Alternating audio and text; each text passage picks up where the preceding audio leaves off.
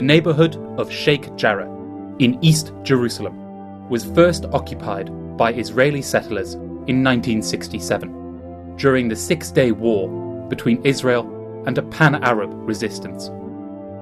Following the neighbourhood's occupation, it was declared wholly the property of Zionist trusts in 1972, and Palestinian residents, who even today make up the majority of the population, were ordered to pay rent on their own homes.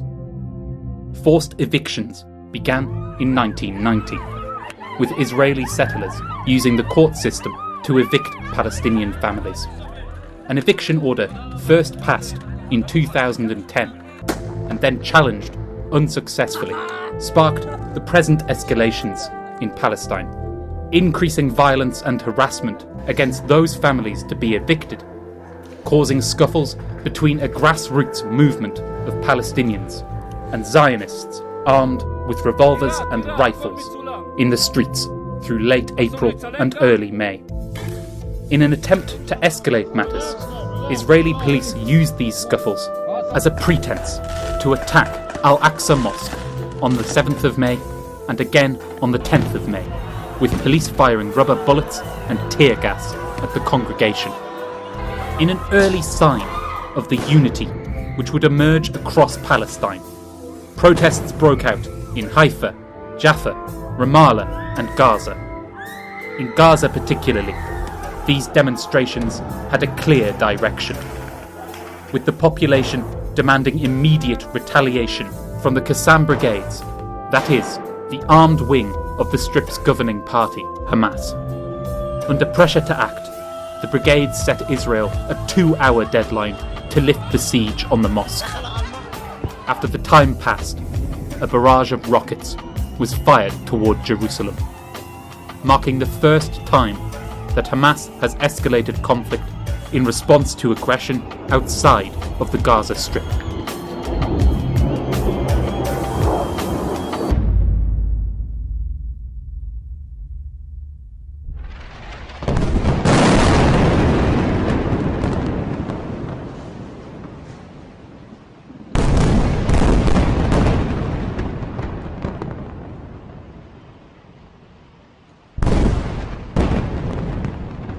انت ماخد بستك معاك مغطى معاك ايش اسمها؟ باتمان او باندا. خايف عليها؟ طيب انت كنت موجودين هان في عند البيت؟ كنا موجودين صوت الصواريخ.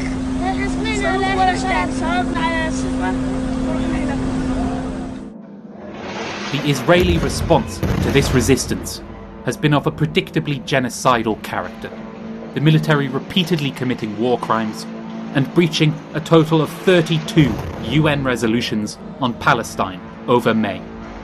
Targeting has been indiscriminate, with 6 high-rise civilian buildings levelled between the 10th and 19th of May, one of them hosting international media offices of both the Associated Press and Al Jazeera, and another hosting local media outlets. The Shati refugee camp bombed on the 15th of May. Gaza's only COVID-19 testing centre bombed on the 19th of May, and other key pieces of Gaza's infrastructure destroyed, including all roads to hospitals, 35 schools, electricity and water facilities, and the majority of internet infrastructure. On the 17th of May, Israel fired 8 white phosphorus shells, internationally banned, at the north of the Gaza Strip. At the height of this aggression, on the 14th of May, 9,000 Israeli Defense Force, or IDF troops, lined Gaza's border, ready to invade, as 450 bombs dropped on the Strip, the most densely populated place on the planet, in 40 minutes. Beyond the actions of the IDF, broad sections of Israeli society mobilised to assist this genocidal push. Lynch mobs forming in cities across occupied Palestine to hunt and viciously attack Palestinians or to destroy Palestinian homes and businesses, with no intervention from onlooking Israeli police. None of these incidents, whether war crime or pogrom, has resulted in any international action.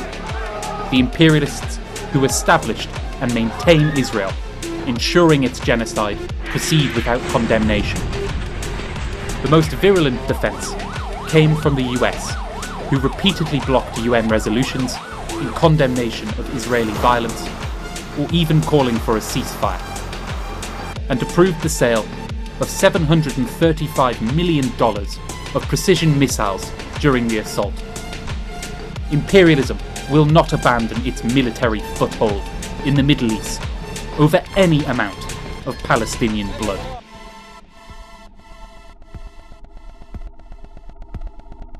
So you're telling me that children, innocent children, deserve to die? Yes, because they're in the future are terrorists and towards Israel. Okay, yeah. So I'd rather stop them living now before they grow and have a weapon. It's simpler. Let's get something straight here. Until the region says unequivocally they acknowledge the right of Israel to exist as an independent Jewish state, there will be no peace. Despite the ferocity of Israel's assault, it has not succeeded in its key objective: deterrence. This is first made clear by the success of the Palestinian Resistance's military campaign. Whereas in previous escalations, Palestinian military capacity has been unable to win serious advantage, this time has proved different. Not only has every Israeli missile barrage been given a response from Gaza, these have become increasingly effective. Israel's so-called Iron Dome air defence system has been both breached and near exhausted of anti-air missiles. This has secured a number of military advantages, most notably strikes on energy infrastructure and the retreat of IDF forces from Gaza's border, their ground invasion wholly deterred. This alone, which numerous Israeli military officials and politicians openly regard as a humiliation, would represent an enormous victory. Viewed alongside the efforts of the civilian population, it is clear that the victory is near total. On the 11th of May, the city of al-Lydd erupted in protest following the funeral of a Palestinian man murdered the previous day. And by night, Israeli forces had lost control, forcing a declaration of emergency. This is the first time Israel has required such emergency powers over a Palestinian civilian population since 1966. On the 14th of May, after a number of demonstrations by Palestinian refugees and supporters in Lebanon, the Israeli border was breached for the first time since 1967. Even more significantly, on the 18th and 19th of May, Palestinians held a general strike. This gathered an unprecedented response across all sectors.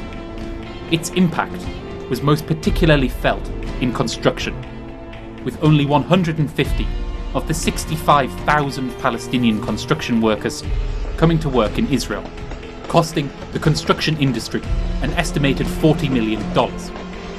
The combination of these historic threads reveals that the character of the resistance to Zionism today in motion is unprecedented, even in comparison to the Palestinian intifadas of 1987 to 1993 and 2000 to 2005. From the river to the sea, Palestine has risen as one.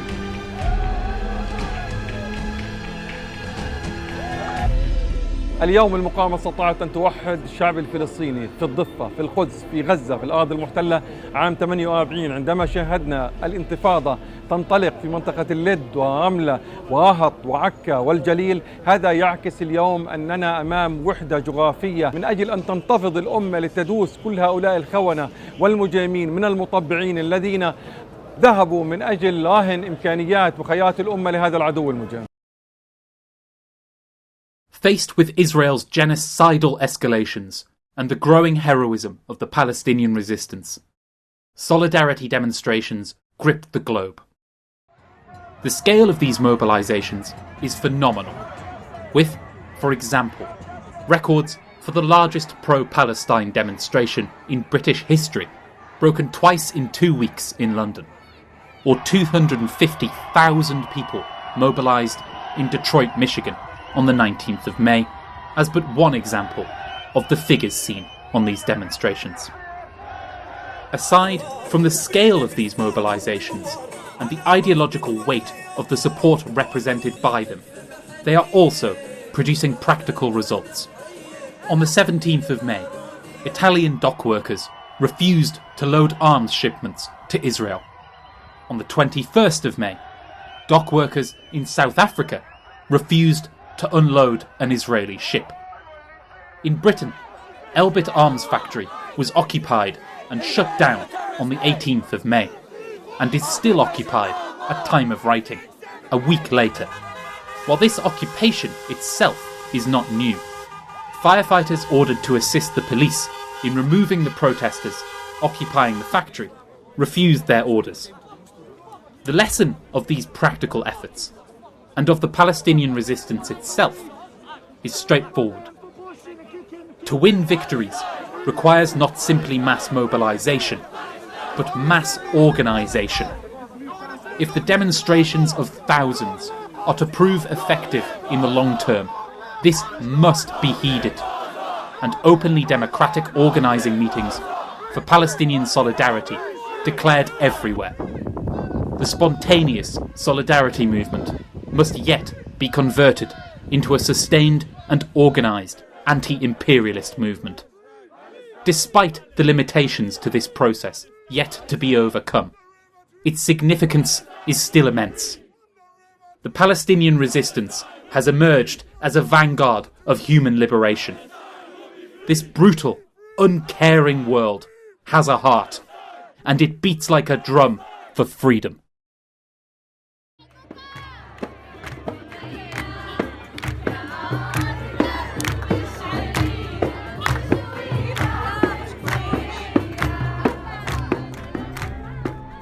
Under the weight of both Palestinian resistance and the mass solidarity behind it across the globe, Israel was forced into offering a ceasefire on the 20th of May, coming into effect on the 21st of May at 2 a.m.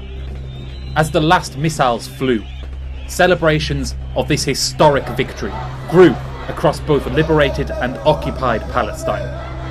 Whilst clearly not built to last, with Israeli police again storming the al-Aqsa Mosque less than a day into the ceasefire. What is symbolised by it is more profound.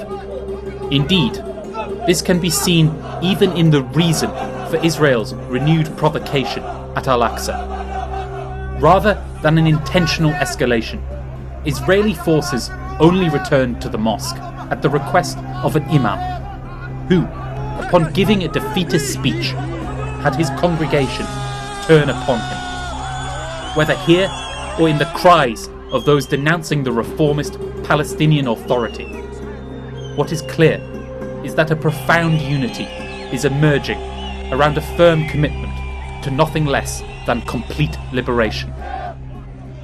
As recriminations grow, with, for example, Israeli police announcing their intent to arrest 500 Palestinians in al-Lydd on the 23rd of May.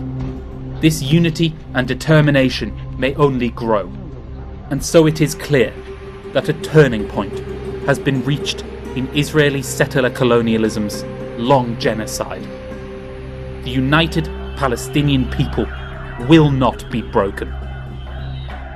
Though the struggle ahead is long, the first fingers of freedom's dawn are now cresting the blasted horizon.